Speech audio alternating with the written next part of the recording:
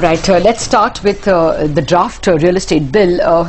Let's pull up the real estate stocks. There has been some trepidation ever since the cabinet announced the draft and it broke here on CNBC TV 18. So as you can see, there was weakness, but probably in the past hour there has been some kind of gaining of nerve, and the stocks have clambered back.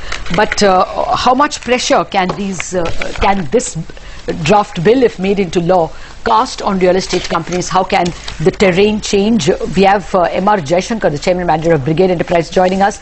Also joining us on the phone line is an advocate, Dhaval Mehta, partner at Wadia Gandhi and Company.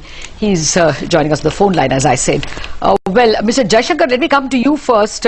What is the sense you are getting going by the clauses that you can't use money given for one flat for other projects? There has always been fears that even when consumers pay up their money, their flats get delayed because the developers are using the money, sometimes even for long-term purposes like buying land.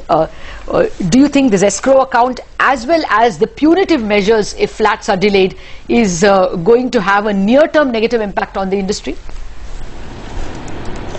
Thank you, Lata. Like any regulation, there will be positives and there will be some negatives.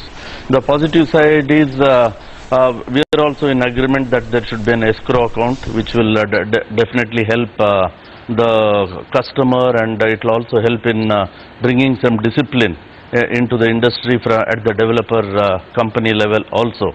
The other positive is that of sale by carpet area. Though there is a confusion on the definition of carpet area always, the Income Tax Act provides the definition for a built-up area, which includes the wall thicknesses in a building, whereas carpet area does not include wall thicknesses, and there can always be a confusion in the measurement. So I would have preferred if the measurement was on built-up area than on carpet area. And the other positive is uniform agreement. To have a uniform agreement between the buyer and seller, or the developer and the consumer, is always a positive thing. I can also talk about few negatives, which is a bill like this will always have a cost push effect. Any regulation in any industry will add to the cost and the time delays. Once there is a time delay, there will be an additional cost to the consumer. And as far as selling the place on carpet area, it will mean the quoted prices is likely to go up anywhere between 40 to 50% once this act becomes passed and it becomes effective.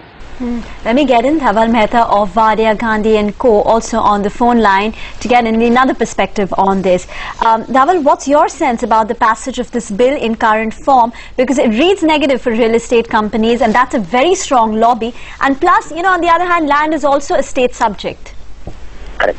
Good morning, Lata. The first thing is that it's a very, very welcome move from the side of the government in passing a real estate regulation bill, which regulates the entire real estate sector. The only thing is that as of now, the present bill in the format is only viewed mainly from the perspective of a relationship of a developer and a customer. But the real estate regulation bill, as its preamble speaks, has to cover a very, very wide encompass, not only covering the relationship between a developer and a customer, but also with regard to the development aspects and the acquisition aspects, which are the key for any of the real estate companies. Dhaval, when you spoke to me before we, before we called you now, you were saying that the Maharashtra Shop Owners Act already has many of these provisions, that monies have to be escrowed. As well, a tribunal has to be set up by the state government. In spite of all this, nothing has happened. I mean, we know that consumers get taken for a ride repeatedly, that flats are delayed by developers and no compensation whatsoever is given to the consumers. So, should we therefore raise our hopes of consumer protection with this new act? I feel, Lata, as I spoke to you earlier, that this is a central legislation, and it tries to bring about a uniformity of the entire real estate sector across the country. However, in the state of Maharashtra, there is already a present legislation in the form of Maharashtra Ownership Flat Act, which has, in fact, for last 40 years, has already tried to cover many of the aspects which are now tried to be introduced in the real estate bill, which is going to be applicable to the country.